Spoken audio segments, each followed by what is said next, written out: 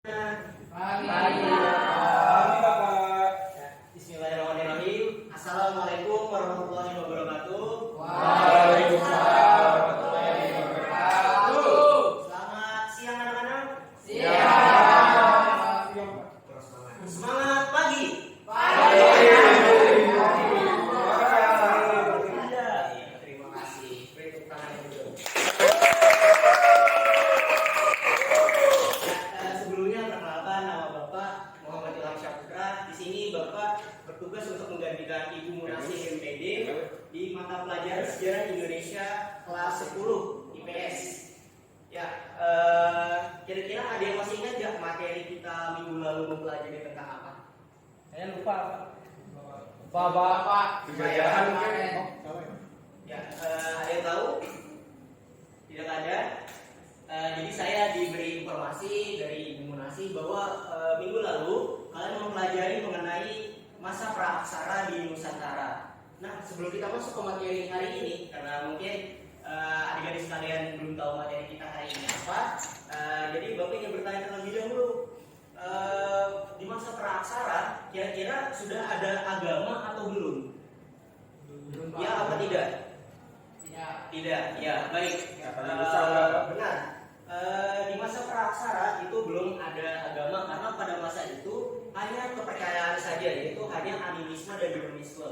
Animisme adalah kepercayaan terhadap roh nenek moyang. Ya, terima kasih. Ya, percaya terhadap roh nenek moyang. Dan ada dinamisme. Dinamismenya adalah kepercayaan terhadap benda-benda yang dianggap sakral. Seperti itu. Nah, adapun pembelajaran kita pada hari ini yaitu mengenai teori atau proses masuknya agama Hindu dan Buddha di Nusantara. Nah, Bapak ingin bertanya, kira-kira ada yang tahu tidak teori-teori apa Hindu dan Buddha di Nusantara? Ada yang bisa? Kalian percaya tidak jika ini pulpen ini bisa membuat orang bersuara? Percaya atau tidak? Percaya. Ya, Bapak tunjuk ya. Ya, kamu tahu? Teori arus balik, Pak. Teori arus balik, silakan. Bantu Bapak untuk menuliskan. Ya. Jadi,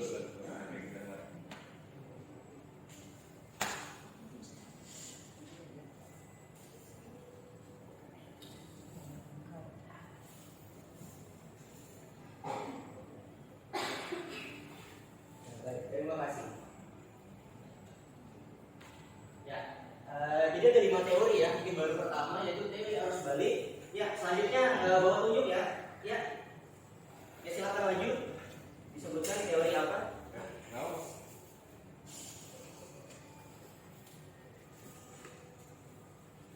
Mas Surya makan, Pak. Ya, nanti dulu ya makan ya. Oh, iya. Ya, temannya lagi nulis ini. Oh, iya, Terima kasih. Pak. Terima kasih atas perhatian. Iya, Pak. Terima kasih. Nah, yang kedua ada teori kesatria. Kira ada lagi? Oh ya, silakan. Ya, ada 2 teori lagi ya. Ini kira-kira teori apa ini? Teori konspirasi, Pak.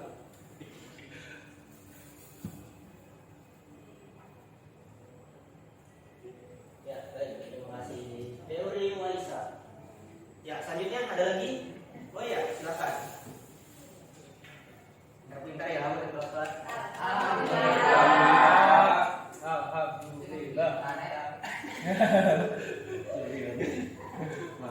masih sesuatu pintar. Saya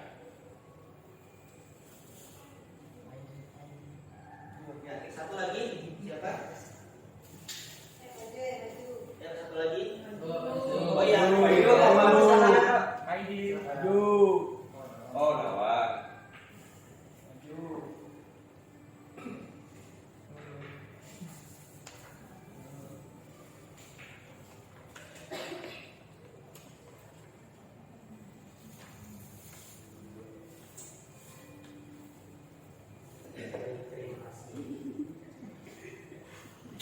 Ya, baik, terima kasih kepada murid Bapak. Beri aplaus dulu dong.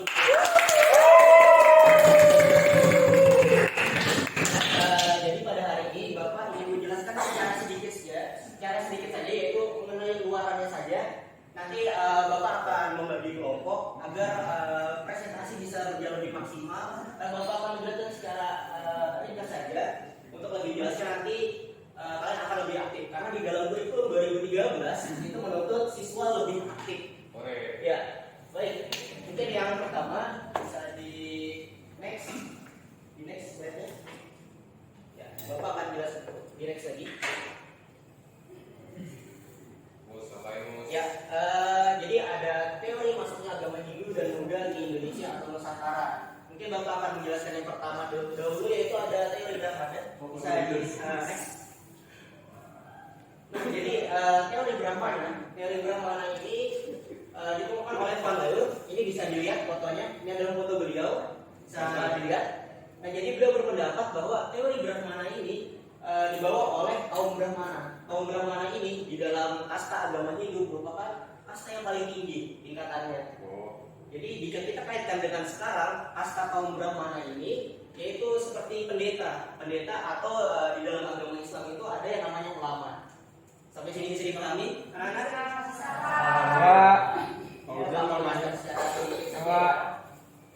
Nanti akan dibagi kelompoknya untuk lebih jelasnya lagi. Ini bisa di next slide.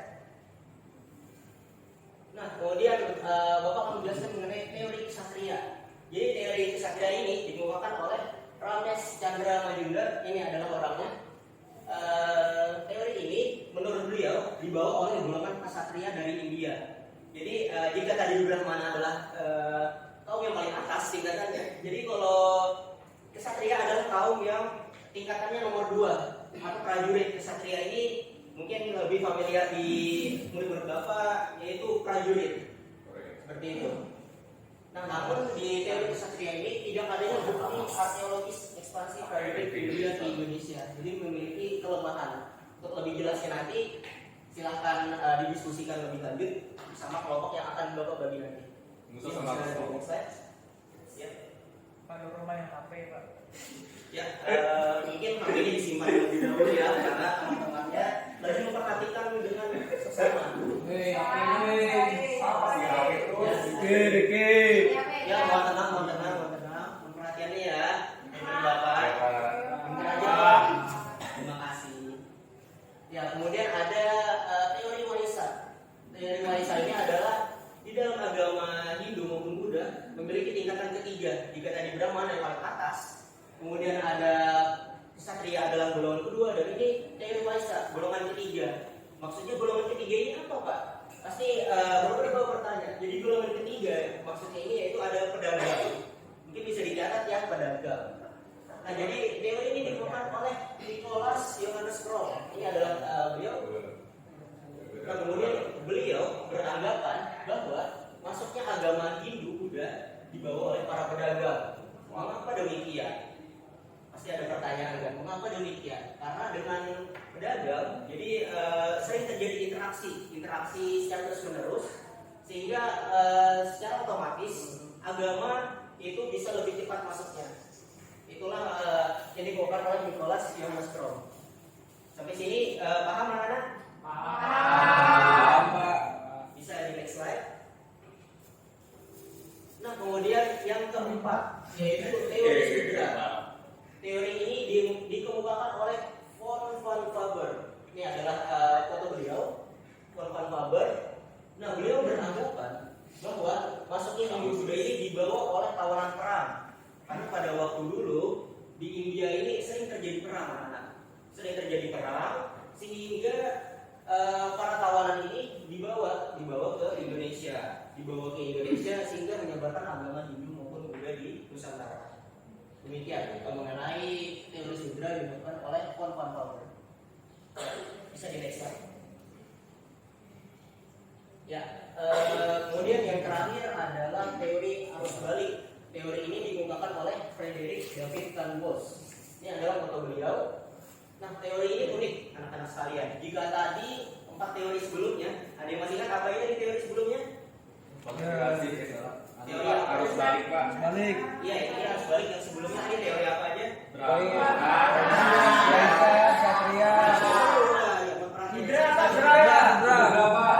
Sudra. Iya, Pak. Ya, lanjut. Apa lagi tadi? Pak ini jawab Pak ini. Brahmana. Ya, terus Waisa. Satu lagi Satria. Oke. Nah, itu dibawa dari India, ke Indonesia. Tetapi teori arus balik ini adalah dari Indonesia ke India. Pasti lo pernah, wah kok bisa? Gitu kan pertanyaannya. Jadi teori arus balik ini dibawa oleh orang Indonesia. Maksudnya seperti apa? Jadi orang Indonesia belajar di India, kemudian setelah ilmunya dirasa cukup, akhirnya kembali lagi ke Indonesia. Jadi dari Indonesia belajar di India, ketika ilmunya sudah cukup, kembali lagi ke Indonesia untuk menyebarkan agama Hindu dan Buddha Nusantara. Karena seperti yang kita tahu, jika menggunakan bahasa Indonesia terhadap sesamanya, pasti akan jauh lebih mudah. Itulah teori arus balik yang dibawakan oleh Frederick David Langbos. Ya, demikianlah yang dapat Bapak sampaikan, yaitu mengenai 5 teori ini secara luaran saja, secara singkatnya saja. Kemudian setelah ini Bapak akan membagi kelompok agar bisa berjalan lebih maksimal lagi. Jadi ini Bapak sudah ada membagi kelompoknya. Pak ini tidur Pak. Ya Pak Idil, bisa Bapak dulu Pak Idil. Ini ada teori arus balik. Oke Bapak bisa dicatat ya, siapa saja kelompoknya. Teori arus balik ini ada Nasma, ada Pak Idil, dan ada Yulia. Sudah Nana? Ya, kemudian ada teori kesatria. Ini kelompoknya itu ada Fauzan, ada Aprisa, dan ada Nurul. Sudah Nana? Kata Fauzan sudah Pak. Ya baik, terima kasih. Kemudian ada kelompok 3 teori sudra, yaitu ada Iken, Nawang, dan Meika. Sudah ada? Sudah Pak. Kemudian kelompok 2 teori Waisa, ada Anas dan ada Musa. Dan yang terakhir ada teori Brahmana, kelompok 1, ada Willion, ada Camelia, dan ada Ricky. Saya bilang Pak. Ya, yang terakhir tadi kelompok 1 yaitu ada Willion, Camelia, dan Ricky. Ya, dari kelima teori ini kira-kira ada yang ditanyakan sebelum kita lanjut ke sesi diskusi? Aduh, sakit tuh. Ya, mohon perhatiannya ya. Pak, dia Mohon dulu, Pak. diperhatikan. Oh ya Pak. Ya. Ya, terima kasih. Jika ada yang ditanyakan? Tidak ada. Ya baik, jika tidak ada yang ingin ditanyakan, mungkin bisa berdiskusi bersama kelompoknya. Bapak beri waktu sekitar 5 menit untuk berdiskusi bersama kelompoknya yang sudah Bapak bagi tadi. Dan nanti bisa maju ke depan ya anak-anak, bisa maju ke depan dan nanti akan menjelaskan sekitar 2-3 menit mengenai teori-teori yang sudah Bapak bagikan tadi. Yaitu ada teori arus balik, Satria, Waisa, Brahmana, dan Sudra. Ya.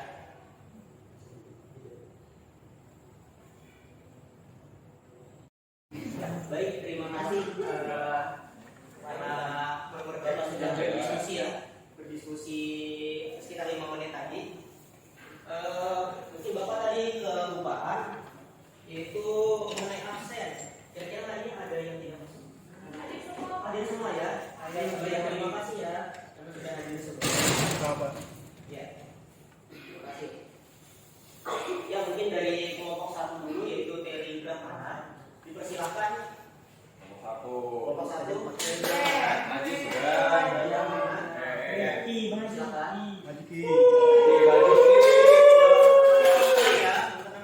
Tenang guys. Namanya lagi mau presentasi. Hasil presentasi kami tadi di kelompok yaitu Perkenalan di sini.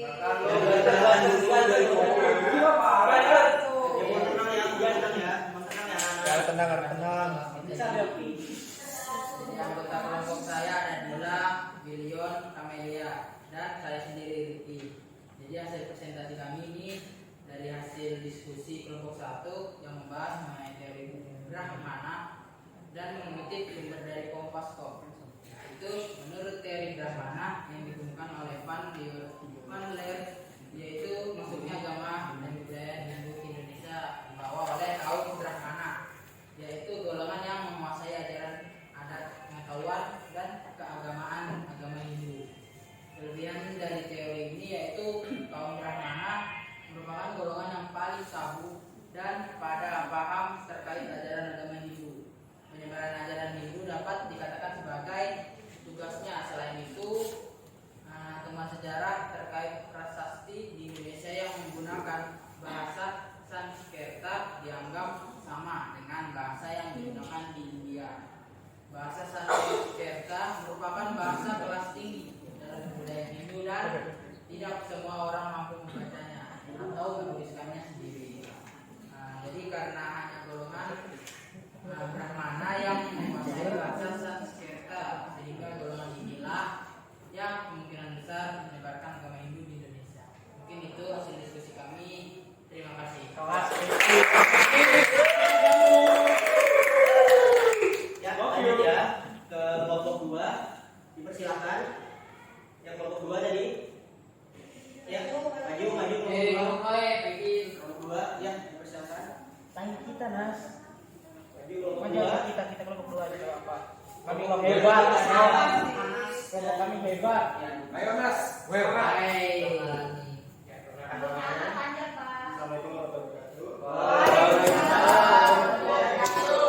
Kelompok Kami kelompok 2 yang beranggotakan saya sama Musa.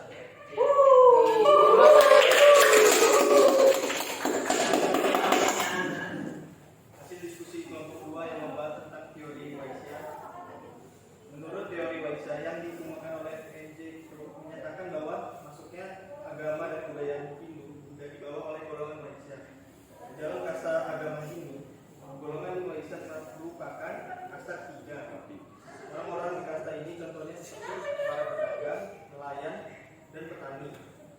Teori Waisya terdapat bahwa para pedagang yang telah menyebarkan agama Hindu pada saat itu yang ribut. dengan waktu yang cukup lama yang menetap pada lakukan perdagangan, golongan Waisya juga menyebarkan agama dan kepercayaan yang dianutnya. Hal ini disebabkan karena terjadinya interaksi sosial antara pedagang-pedagang tersebut dengan masyarakat setempat di dekat pelabuhan dagang.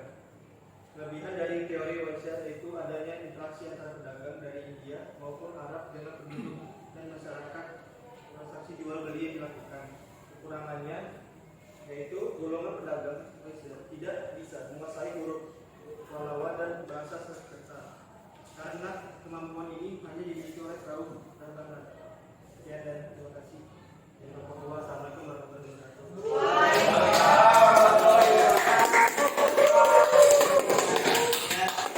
Nah, lanjut ya, kita ke kelompok 3, yaitu mengenai teori surga yang akan dibawakan oleh Niken, Nawam, dan Nita. Ya, kerjanya seperti ini, yang mewakili. Ya, silakan. Ada Kopi nama. Bapak.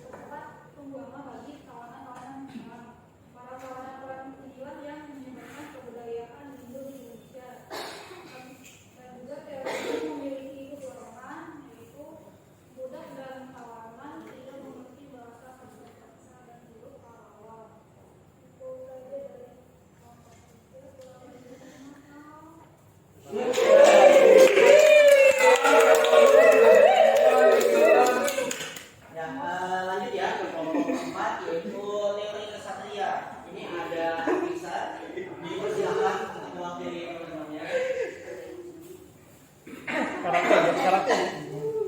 Ya, ini.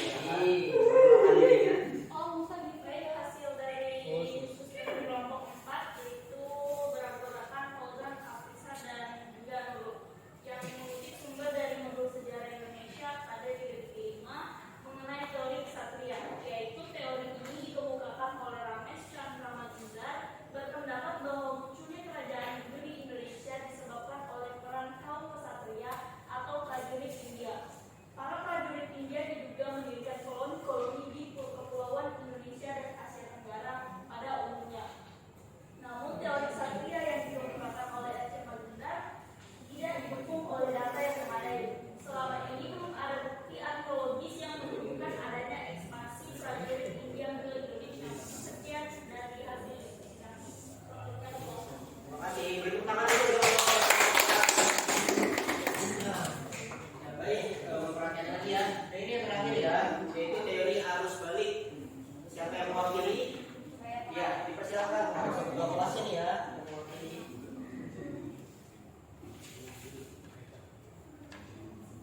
Baik, assalamualaikum warahmatullahi wabarakatuh. Saya di sini perwakilan dari kelompok 5 yang terangkat saya sendiri, Faidil dan Yulia.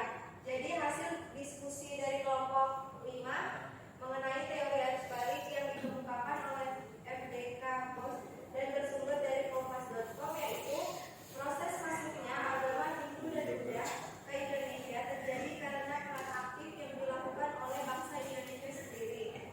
Masuknya agama Hindu disebabkan orang Indonesia sendiri yang telah berkunjung ke India. Dalam teori ini dijelaskan bahwa masyarakat Indonesia tidak hanya menerima pengetahuan agama Hindu Buddha dari orang-orang yang datang, akan tetapi mereka juga aktif mengejar pengetahuan di tanah asal agama Hindu, yakni ke India. Bukti dari teori arus balik adalah ditemukannya prasasti Nalanda yang menjelaskan pembangunan wihara untuk pelajar dari kerajaan Sriwijaya di India.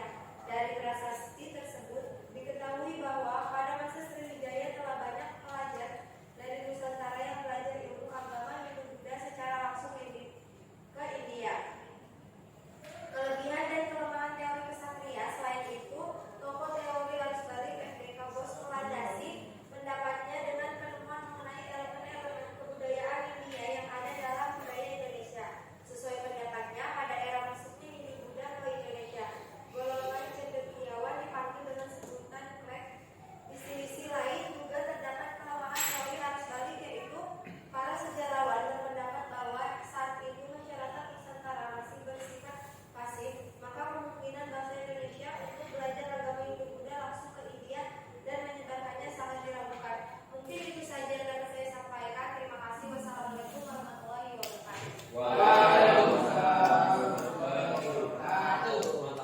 Ya, baik, terima kasih ya kepada 5 kelompok yang sudah mempresentasikan dengan sangat baik pada hari ini. Beri aplausnya dulu. Ya, sampai sini ada yang ingin ditanyakan terlebih dahulu? Jika tidak ada ya? Tidak ada. Mungkin Bapak ingin menambahkan sedikit saja. Karena menurut Bapak pribadi, presentasi yang dilakukan oleh kelima kelompok tadi sudah sangat baik. Mungkin Bapak ingin menjelaskan sedikit. Mungkin murid Bapak bertanya, kira-kira Pak, menurut Bapak teori mana sih yang paling relevan dari kelima ini yang paling masuk akal dan dapat dipercaya? Nah, menurut Bapak pribadi, mungkin menurut Bapak juga bisa berpendapat ya nanti ya. Menurut Bapak teori yang paling masuk akal yaitu adalah teori Waisak. Mengapa demikian? Teori Waisak ini dibawa oleh para pedagang. Seperti yang kita tahu, kita ini identik sama perdagangan. Bahkan Nusantara hingga saat ini ya diapit oleh 2 benua dan 2 samudra, yaitu ada benua Australia dan benua Asia, kemudian ada samudra Pasifik dan samudra Hindia. Sehingga bisa dikatakan letak Indonesia atau Nusantara sangat strategis. Dengan adanya perdagangan ini, maka sangat mungkin agama Hindu dan Buddha masuk ke Nusantara. Itu pendapat dari Bapak. Kemudian menurut Bapak teori yang masuk akal juga yaitu teori arus balik. Mengapa demikian? Yaitu teori ini yang seperti Bapak katakan sebelumnya disebarkan oleh orang Indonesia. Karena dengan orang Indonesia menyebarkan dengan bahasa yang sama tentu akan memudahkan dalam penyebaran agama Hindu maupun Buddha ke Indonesia atau Nusantara. Mungkin itu tambahan dari Bapak. Kira-kira ada yang ingin ditanyakan sampai sini? Tidak ada. Jika tidak ada, mungkin Bapak yang akan bertanya. Mungkin Bapak ingin tidak bertanya ya, tapi Bapak minta satu orang untuk memberikan kesimpulan. Kira-kira kalian setuju tidak jika ketua kelas yang memberi kesimpulan? Ya, kepada ketua kelasnya, Saudari Nasma mungkin bisa memberikan kesimpulan sedikit saja mengenai pembelajaran kita pada hari ini. Jadi di tempat saja. Ya baik, mungkin kesimpulan pembelajaran hari ini itu kita sudah mempelajari tentang teori masuknya Hindu Buddha yang ada teori arus balik, teori kesatria, teori Waisya, teori Brahmana dan teori Sudra. Dan habis itu kita dibagikan kelompok untuk diskusi oleh Bapak dan kita mendiskusikannya ke kelompok masing-masing dan satu orang perwakilan maju ke depan menyampaikan diskusinya. Mungkin itu kesimpulan dari saya. Terima kasih. Ya, beri aplaus dulu dong.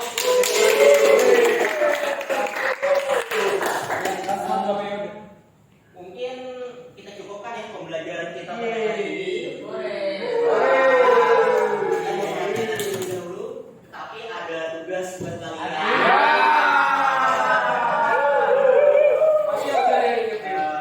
Pasti ada tugas ya buat kalian untuk dikumpulkan di minggu depan. Jadi mungkin Bapak sebelum maju dulu. Maju dulu ke kelasnya. Ini ada tugas ya, ini Bapak berikan pada ketua kelas. Ini nanti dikerjakan ditulis tangan. Tulis tangan ya anak-anak ya. Ditumpulkan di meja Bapak. Meja Bapak di samping meja di Ibu Munasi, di sebelah kanan, di sebelah kiri itu mejanya Ibu Riki Etin Pulansari. Ya, dikumpulkan minggu depan. Baik, dipersilakan. Terima kasih Pak. Ya, ada yang ditanyakan dari tugas ini? Kapan pulang, Pak? Kalau pulang sebentar lagi. Sabar dulu ya. Ya, Pak.